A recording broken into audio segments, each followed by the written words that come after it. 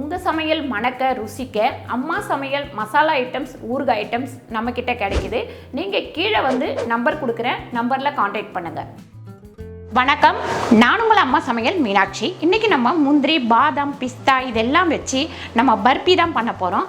ரொம்ப சூப்பராக இருக்கும், டேஸ்ட்டாக இருக்கும். ரெண்டாவது பசங்களுக்கெல்லாம் வந்து ரொம்ப ஹெல்த்தியாகவும் இருக்கும். வாங்க எப்படி பண்ணுறதுன்னு பார்க்கலாம். இப்போ நம்ம பாதாம், முந்திரி எல்லாத்தையுமே வறுத்து எடுத்துக்கலாம். இந்த ஸ்வீட் பண்ணுறதுக்கு நம்ம எல்லாத்தையும் வறுத்து எடுத்துக்கணும். 50 கிராம் அளவுக்கு பாதாம் சேர்த்துருக்கேன். எல்லாத்தையும் வெறும் கடாயிலேயே வறுத்து எடுத்துக்கோங்க. இந்த பாதாம் கூடவே வால்நட்டும் ஒரு 50 கிராம் அளவுக்கு சேர்த்துக்கலாம். இப்போ அது வறுபட்டுட்டு இருக்கும் போதே முந்திரி ஒரு 50 கிராம் சேர்த்துக்கலாம்.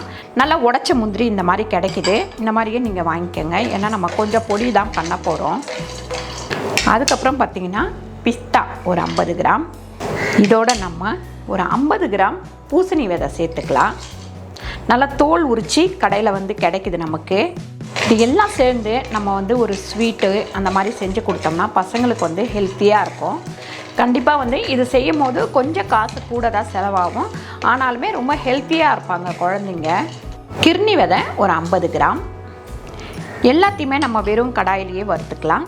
அதுக்கப்புறம் 3 ஏலக்காய் இதுலேயே சேர்த்துக்கலாம்.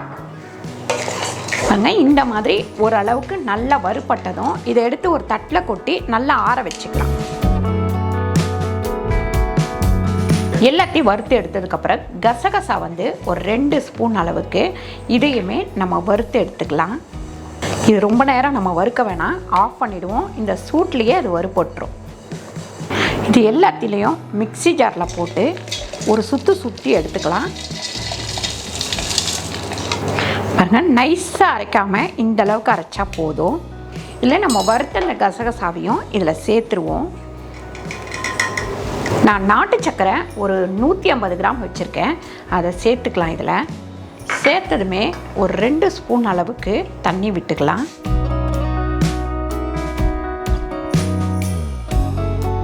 இதில் நான் ஒரு 150 கிராம் பேரிச்சம்பழம் வச்சுருக்கேன், கொட்டையெல்லாம் எடுத்துகிட்டு வச்சுருக்கேன். இதை நல்லா இதோடு சேர்த்து மிக்ஸ் பண்ணிப்போம். கொஞ்சமாக இப்போ தண்ணி விட்டுக்கலாம், 1 ஸ்பூன் அளவுக்கு. தண்ணி பத்தலைன்னா மட்டும் விட்டுக்கோங்க. இதில் நம்ம மில்க் மேடும் சேர்த்துக்கலாம். நான் வந்து மில்க் மேட் சேர்க்கலை. நான் ஏன் வெல்லம் கம்மியாக சேர்த்துருக்கேன், நாட்டு சக்கரை கம்மியாக சேர்த்துருக்கேன்னா நம்ம பேரிச்சம்பழத்துலேயே வந்து நல்ல ஒரு இனிப்பு இருக்கும், அதனால தான். இப்போ நம்ம இந்த அரைச்சி வச்சுருக்கிற நட்ஸ் எல்லாத்தையும் இதில் சேர்த்துக்கலாம். நல்லா ஒரு கிண்டிடுவோம். ஒரு 1/2 ஸ்பூன் அளவுக்கு நெய் போட்டுக்கலாம். நெய் போட்டுட்டு நல்லா வந்து ஒரு கிண்டிடுவோம்.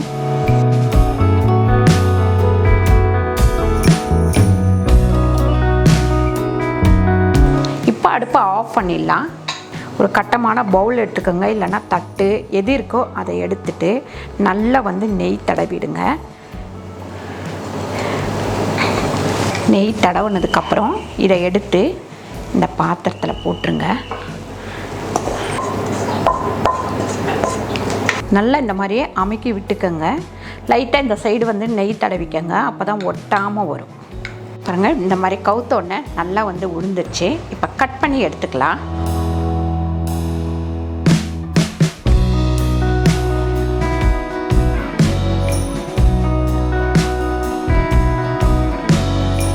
சூப்பரான பர்பி வந்து ரெடி ஆயிடுச்சு. இந்த வீடியோ உங்களுக்கு பிடிச்சிருந்தா லைக் பண்ணுங்கள், ஷேர் பண்ணுங்கள், சப்ஸ்கிரைப் பண்ணுங்கள், ஃபேஸ்புக்கில் ஷேர் பண்ணுங்கள், மறக்காமல் கமெண்ட் பண்ணுங்கள்.